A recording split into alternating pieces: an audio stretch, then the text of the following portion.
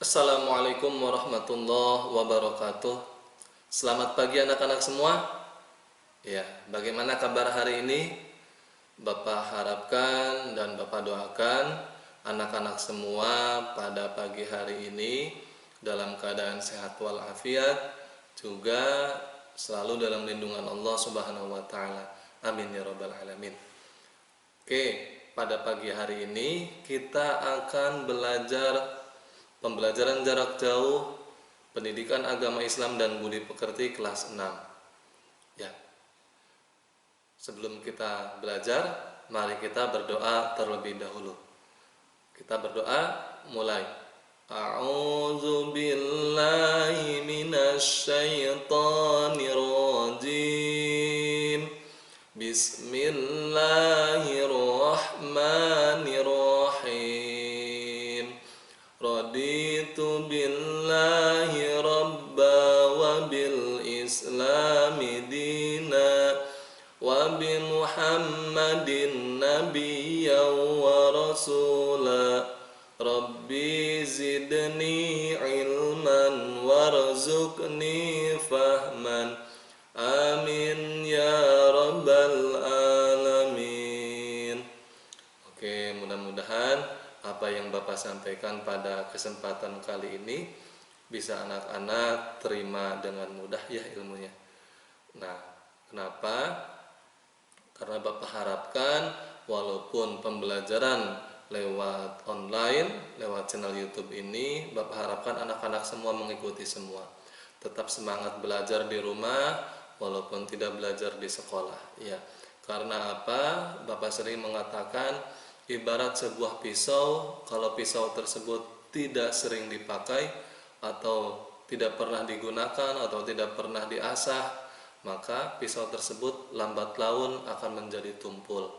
Begitupun dengan otak anak-anak semua. Ketika otak ini tidak digunakan untuk belajar, tidak digunakan untuk berpikir, tidak digunakan untuk menerima atau menyerap sebuah ilmu pengetahuan ataupun ilmu agama, maka lambat laun otak yang ada di dalam kepala kita ini akan tumpul, ya, akan susah dalam menerima ilmu.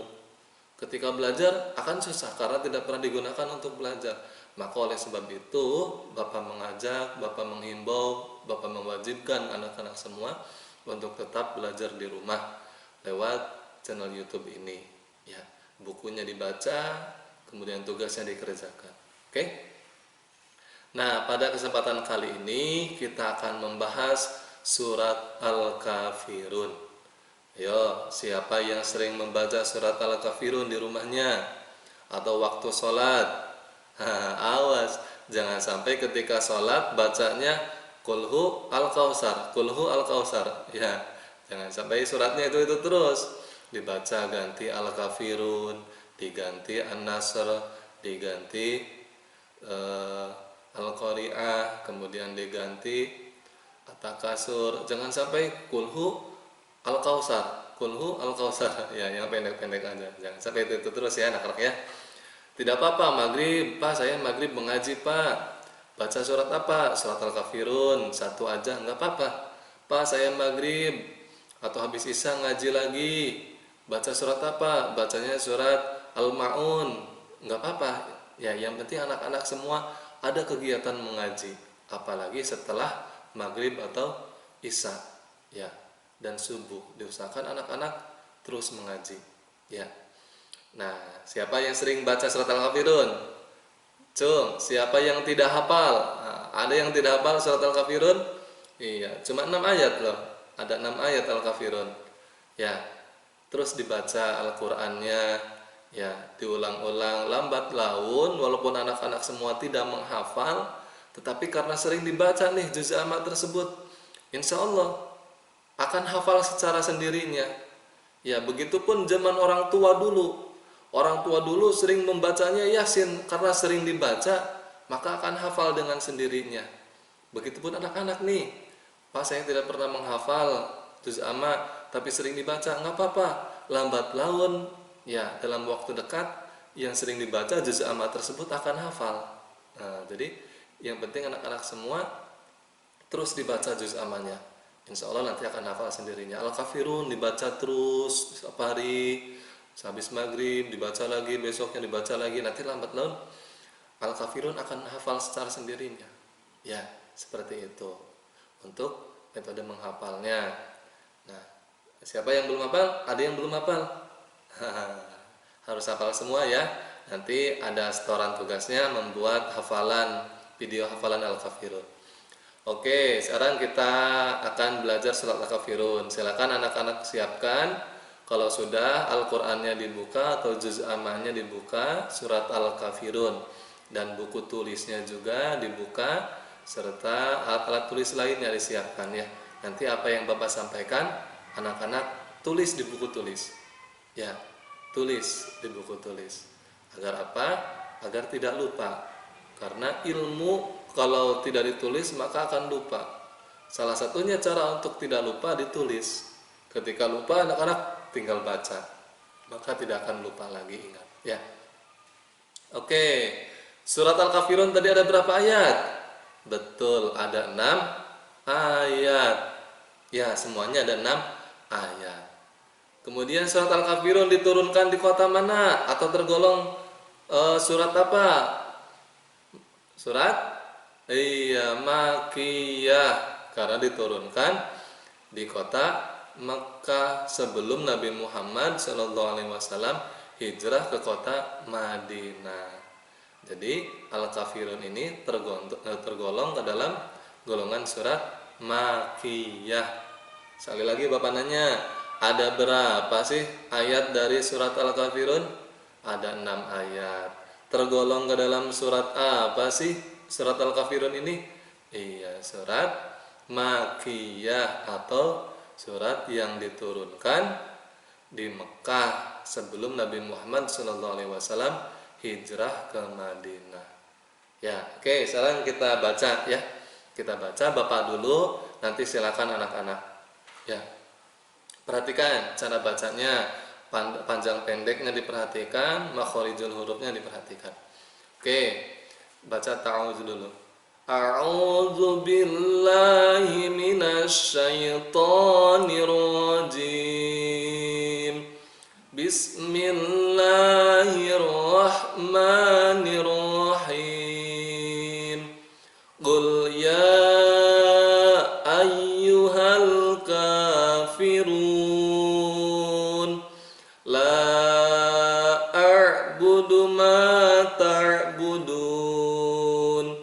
wala antum abiduna ma a'bud wala ana abidun ma abattum wala antum abiduna ma a'bud lakum dinukum waliyadin.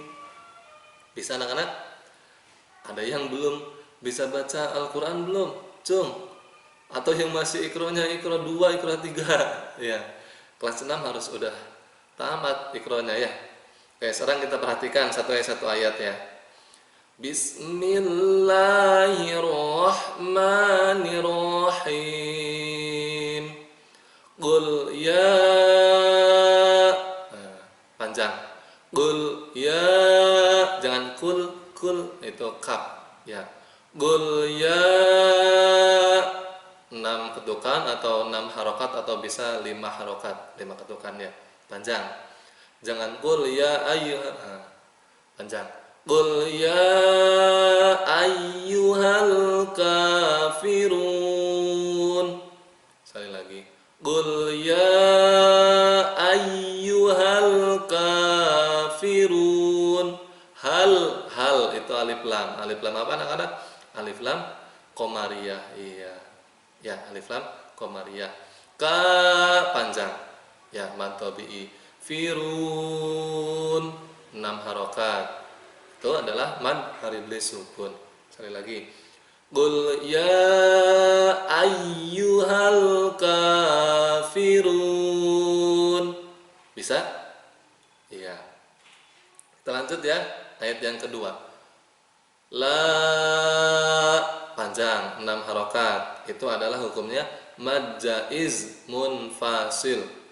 Ya, mad jaiz munfasil. Ditulis nih anak-anak supaya barangkali nanti muncul nih di soal-soal PTS atau PAS. Ya, ditulis. La, apa tadi hukumnya? Mad jaiz munfasil, panjangnya 6 harokat. La ar. Tuh, ada ainnya. La a'budu ma ta'budun. La a'budu ma ta'budun. Ya. La a'budu ma panjang, 2 harokat atau 2 ketukan. Ma tar ada ainnya. Ta'budun 6 harokat. Ya, lanjut ayat ketiga. Wala panjang juga. Wala 6 harokat, mad jaiz munfasil. Tulis wala itu mad jaiz munfasil. Tulis anak-anak ya. Panjangnya berapa? 6 harokat atau 6 ketukan. Wala iya apa? Ikhfa, betul. Hukumnya adalah ikhfa. Cara bacanya bagaimana? Didengungkan, dengung. Iya, hurufnya ada berapa? 15, bagus. Wala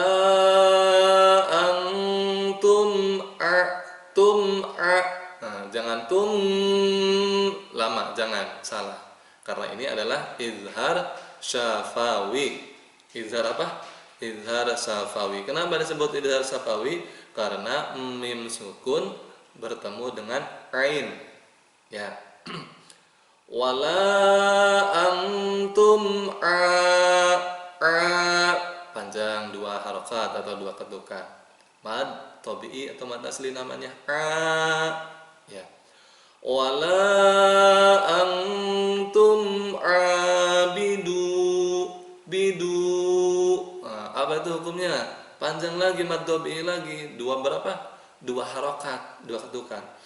Wala antum abiduna ma sama kayak yang depan. Iya, mad jaiz munfasil. Berapa panjangnya? 6 harokat, 6 ketukan. Ya, jadi harus betul baca panjang pendeknya, ya. Wala antum abiduna ma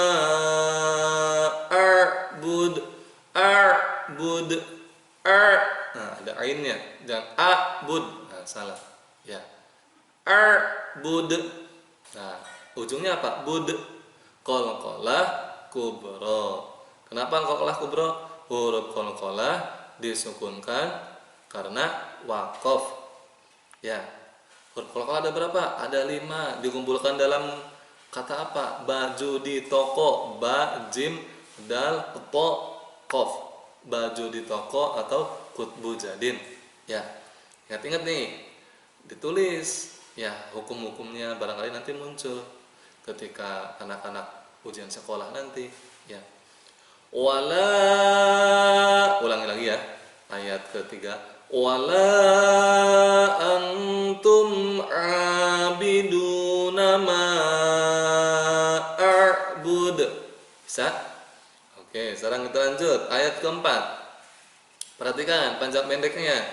Wala ana abidum ma abattum. Wala mad jaiz munfasil, dibaca 6 harokat.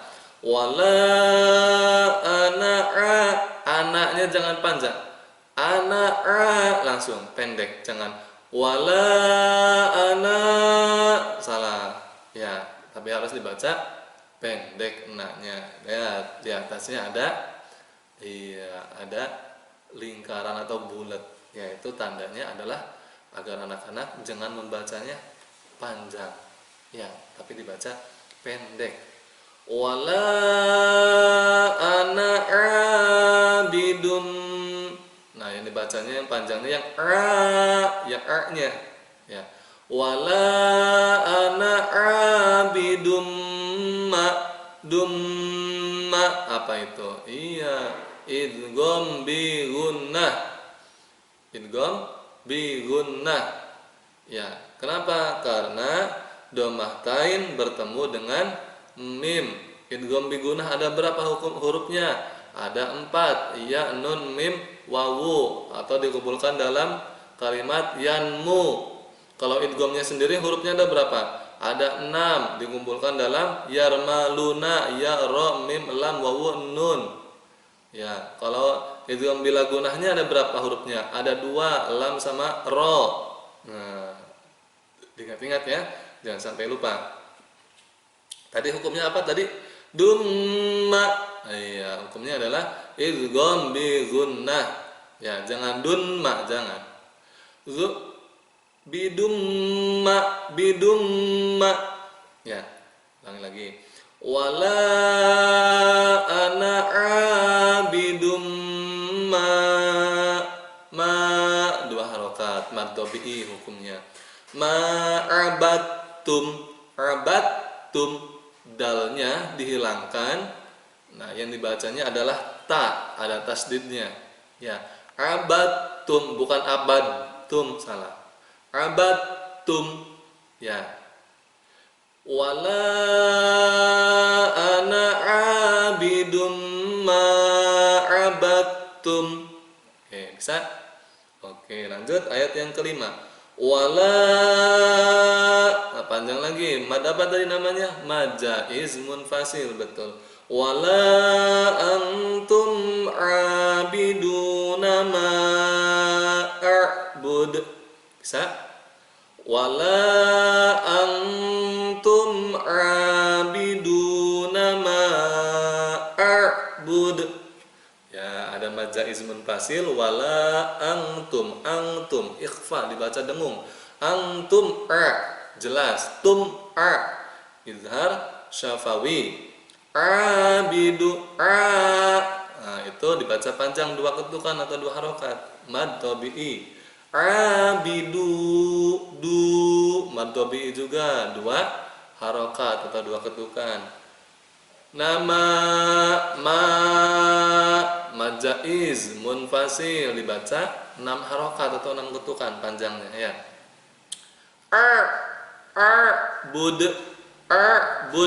Bud qalqalah kubra. Iya, ulang lagi. Ayat yang kelima. Wala antum abiduna ma a'bud. Terus ayat yang terakhir. Lakum di izhar syafawi. Kenapa? Karena mim sukun atau mim mati bertemu dengan dal. Lakum di panjang 2 harokat, apa namanya? Mad tabi'i. Lakum dinukum wa apa hukumnya? Betul, apa namanya? Izhar syafawi. Waliyadin. Iya, mad aridli sukun. Oke, itu tentang surat Al-Kafirun. Nanti anak-anak silakan dibaca ya 3 kali kemudian dihafalkan ya. Oke, sekarang kita bedah tentang surat Al-Kafirun ini, arti juga makna surat Al-Kafirun. Kalau kita melihat surat Al-Kafirun ini sebab diturunkannya, kenapa sih ada surat Al-Kafirun? Ya, sebab diturunkan surat Al-Kafirun ini ataupun asbabun nuzulnya adalah karena orang-orang kafir Quraisy pada zaman dulu meminta kepada Nabi Muhammad SAW agar menyembah Tuhan mereka.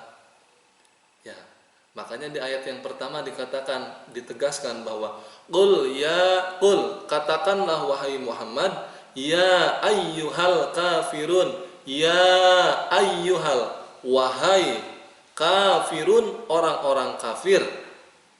Ya, ayat yang kedua yang dipertegas lagi, la a'budu ma ta'budun. Aku tidak akan menyembah apa yang kamu sembah. Nah, pada waktu itu orang-orang Quraisy, orang-orang kafir Quraisy meminta kepada Nabi Muhammad untuk menyembah Tuhan-Tuhan mereka, untuk menyembah berhala mereka yang dibuat dari kayu ataupun batu. Maka di sini dipertegas oleh Allah mengatakan kepada Nabi Muhammad, "Wahai Muhammad, qul ya ayyuhal kafirun." Qul, katakanlah wahai Muhammad, ayyuhal kafirun. Wahai orang-orang kafir, la a'budu ma ta'budun. Aku tidak menyembah, aku tidak akan menyembah Tuhan yang kamu sembah. Maka ketika ada teman kita, misalkan orang Nasrani atau orang kafir atau orang beda agama dengan kita, teman kita mengajak kepada kita, yuk nyembah Tuhan saya, jangan mau. Ya, karena sudah jelas di dalam Al-Quran surat Al-Kafirun oleh Nabi Muhammad sendiri dikatakan, aku tidak akan menyembah Tuhan yang kamu sembah, kata Allah. Ya, maka ketika ada yang mengajak, yuk masuk agama saya, ya nanti nyembah Tuhan saya, jangan mau. Walaupun diiming-imingi dengan uang, dengan sembako, dengan beras, dengan apa saja, jangan mau. Jangan sampai agama kita tergadaikan oleh hal-hal yang sepele. Kamu tidak mau berteman dengan saya ya? Oh, berarti kamu tidak tidak sekawan. Ya, nggak apa-apa. Ya, jangan sampai agama kita tergadaikan. Kita mempunyai teman beda agama, nggak apa-apa, silakan berteman dengan siapapun.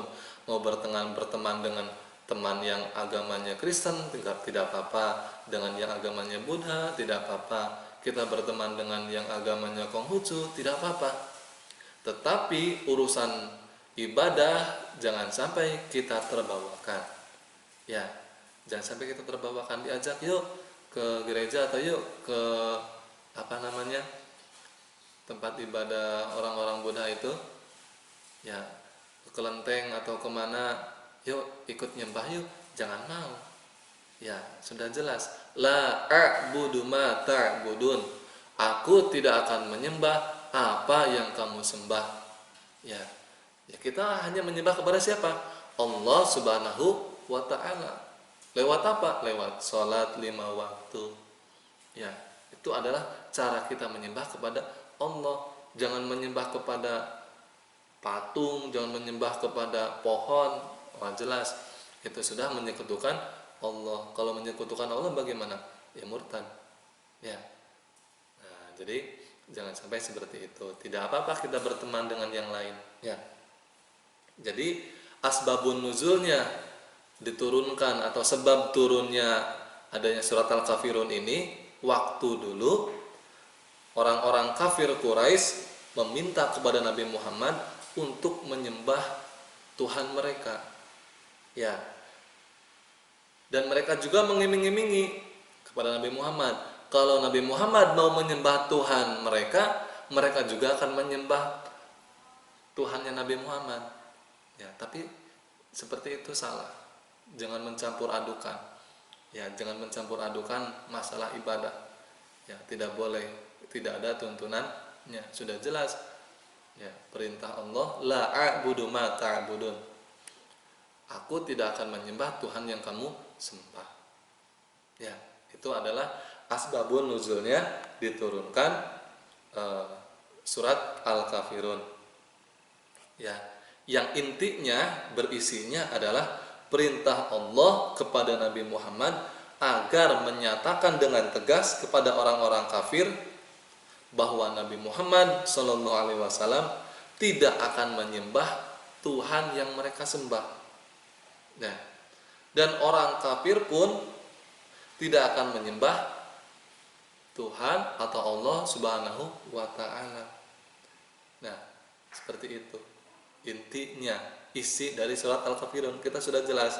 Lihat ayat yang ketiganya, wala antum a'biduna ma a'bud.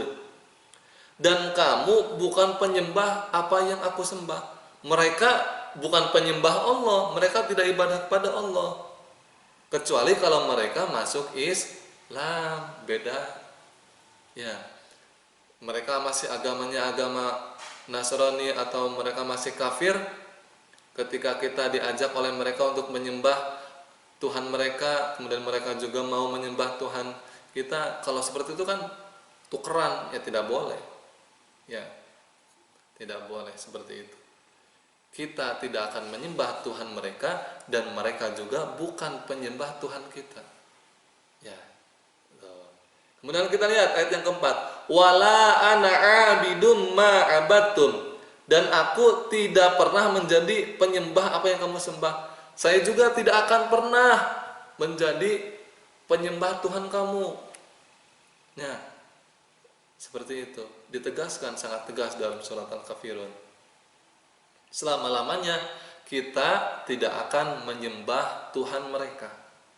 Ya, seperti itu. Nah, lanjut ayat yang kelima. Wala antum abiduna ma a'bud, dan kamu tidak pernah menyembah apa yang aku sembah. Ya. Ayat yang terakhirnya, lakum dinukum waliyadin, untukmu agamamu dan untukku agamaku. Jadi masing-masing. Kalau kita berteman dengan teman yang berbeda agama, ya agama dia untuk dia, agama kita untuk dia. Agama kita untuk kita. Ya, kita Islam, ya biarkan untuk kita. Mereka agamanya Nasrani atau agamanya apa, ya biarkan agamanya untuk mereka. Kita juga dilarang, ya dilarang untuk mengajak mereka, memaksa mereka masuk Islam. Ya, mereka juga dilarang untuk mengajak kita masuk ke agama mereka. Jadi seperti itu. Tidak apa-apa berteman beda agama, asalkan saling bertoleransi. Apa toleransi, Pak? Saling menghargai. Misalkan kita berteman dengan yang berbeda agama, ada waktu duhur, adzan, kita sholat dulu. Teman kita biar nunggu di luar, ya nunggunya di mana? Misalkan di lapang atau nunggu di jalan. Ya, itu dia menghargai, menghormati ibadah kita. Misalkan hari Minggu dia pergi ibadah, ya kita nunggu dulu di rumah sebelum main. Ya, itu adalah indahnya saling menghargai ibadah masing-masing. Ya, jangan memaksakan, ayo kamu harus ikut ibadah dengan saya, jangan. Tetapi harus saling menghargai. Silahkan ibadahmu, jalankan sendiri ibadahmu, ibadahku saya jalankan sendiri ibadahku. Seperti itu namanya saling menghargai atau saling bertoleransi. Ya, seperti itu. Ya, tuh ini adalah inti dari surat Al-Kafirun. Ya, apa asbabun nuzulnya? Ulangi lagi. Asbabun nuzul dari surat Al-Kafirun apa? Iya, pada zaman dulu orang-orang kafir Quraisy mengajak Nabi Muhammad atau meminta Nabi Muhammad untuk menyembah Tuhan mereka, dan mereka juga bersedia menyembah Tuhan yang disembah Nabi Muhammad. Nah, ini adalah makna ataupun isi dari surat Al-Kafirun.